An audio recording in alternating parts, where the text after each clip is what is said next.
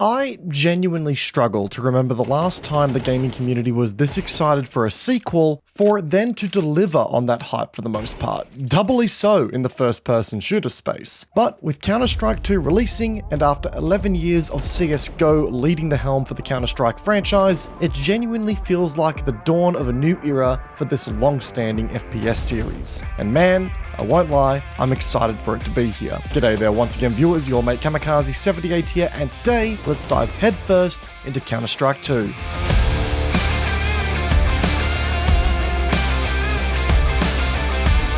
So folks, despite my excitement, I've got to be real for a moment here. It's been a minute since I last played some Counter-Strike. I had a small stint with it earlier in the year, especially after attending DreamHack Melbourne and watching some of the pros play it out. Let's just say the inspiration really hit me there. But then BattleBit arrived on the scene and it just stole my attention completely. The point being, please excuse the dodgy gameplay that you're going to see in the background for this one, folks, because boy, am I rusty as hell when it comes to Counter-Strike. I'm going to be streaming a lot of CS2 over on my Twitch channel, trying to improve as a player, and it would be great to have you all there on that journey. First link in the description, come check us out. But while my Counter-Strike tenure is one of inconsistency, is how I would word it, there's no denying just how excited I have been for Counter-Strike 2. And that excitement has clearly been reverberated throughout the community as well. And I think Valve have completely smashed it out of the park with this one. Valve have done something here that other sequels across the gaming space seem to fail at so spectacularly these days. Valve have stuck to their roots. The game is still, without question, a Counter-Strike game. It hasn't deviated from the gameplay that the community has,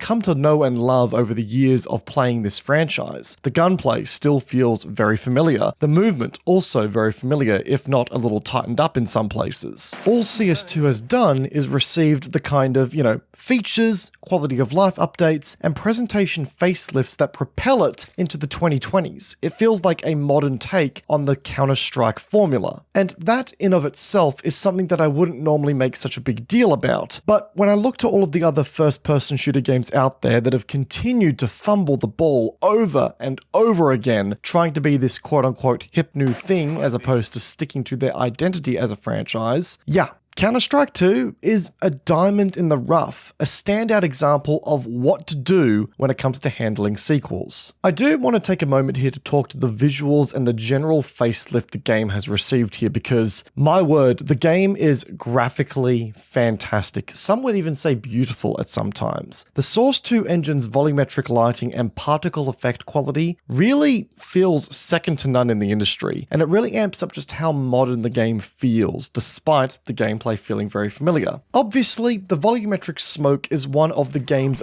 biggest core feature updates since CSGO, and it gives the smoke grenades a whole new counterplay dynamic that once wasn't before available. But they also look damn fantastic, and it's such a visual upgrade to the game as well. The same can be said for Molotov cocktails and incendiary grenades as well. I mean, just look at that fire effect. It's brilliant. It just looks fantastic. I know that this has also been covered time and time again in other videos out there, but the way in which the algae reacts to different stimulus on Ancient is nothing short of incredible. I mean, this is the kind of stuff that I would expect in, say, a storytelling game where graphical fidelity and the immersion of the player in the environment is most important. But no, this kind of attention to detail is in a tactical, competitive shooter game, and is the kind of attention to detail that really doesn't add much to the core gameplay loop of a game like this. In fact, when we're watching the pros play this game on the competitive level, this is just going to be background stuff, background filler that makes the stage in which we're watching these games play out feel prettier to look at, and that's where it will stop. But nonetheless, it's here, and it really makes me wonder what else is possible with the Source 2 engine in the long run. It's also worth pointing out here that the game is running pretty well despite these graphical improvements for me as well. I don't know if everyone echoes these thoughts so far, but I've found the game to be very smooth from a performance perspective so far, so that's worth highlighting as well. It's also worth pointing out that the audio has also been tidied up a bit in CS2 as well. It sounds crisp and as though it's been brought to the modern day as well. There's also a new feature on the minimap that will show you a range of how audible your actions are, which is a very nice touch that I actually think we saw introduced in Valorant beforehand as well. So it's good to see these sort of games learning from each other and borrowing features where required. In addition to all that, the UI across the board feels sleeker and easier easier to use for me personally. My OBS game capture works immediately when I launch the game, which was a problem with CSGO for the longest time, and there have been a ton of quality of life improvements across the board as well. You know, stuff like the ability to enable a reactive crosshair that will follow your weapon's recoil as you shoot, which allows new players to get a visual idea of how weapon recoil patterns work in Counter-Strike, and also the ability to sell items that you may have bought on accident in the buy stage of a game. Maybe the team has called for a save round when you've full bought an AK loadout. You can now sell that and save with the team. It's a great quality of life element to the game that really helps to minimize those fumbles.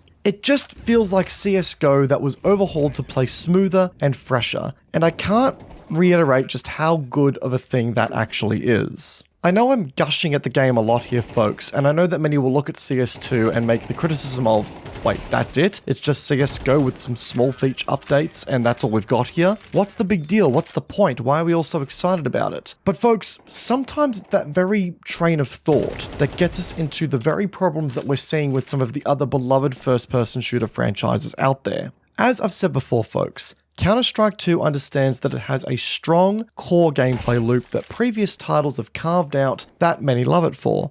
Counter-Strike 2 doesn't intend to reinvent the wheel beyond that. Instead, it just needs to add to it, build on the experience, adding more depth to the game in ways that doesn't disrupt what it's known for. It's all about finding that balance of feeling new, yet at the same time, familiar.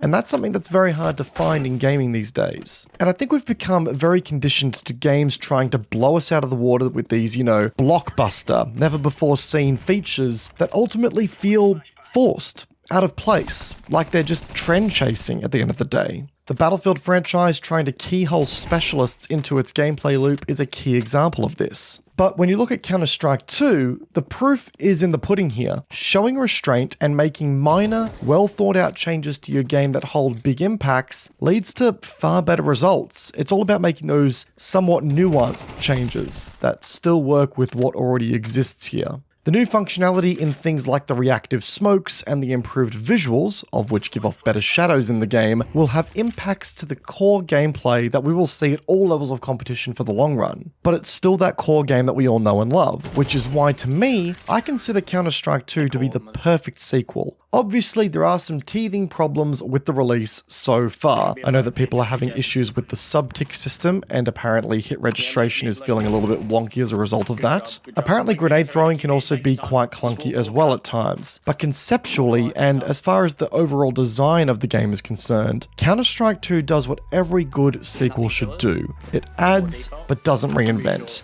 And to me, is a leading example of how things should be handled in the future by other games out there. Personally, I'm very excited to give Counter-Strike 2 a bit more love in the future, and if you guys are keen on seeing more gameplay from me, make sure to hit the subscribe button here on the channel, and once again, come follow our Twitch channel, linked in the description down below. It would be great to see you guys there. Once again, guys, if you found yourself enjoying the video, backhand the like button as it does go a long way to supporting the channel, and let me know in the comment section down below your thoughts on Counter-Strike 2.